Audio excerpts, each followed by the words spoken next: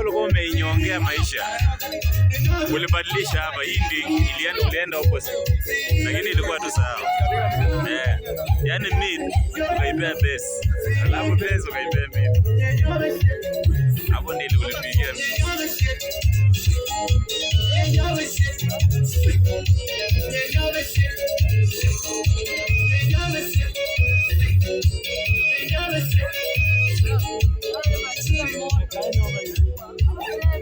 Waenda wakae huko juu, mahali wengine wako huko mbele. Unajua ndio kwenda live sasa, wataki kupita mbaya mbaya hapo.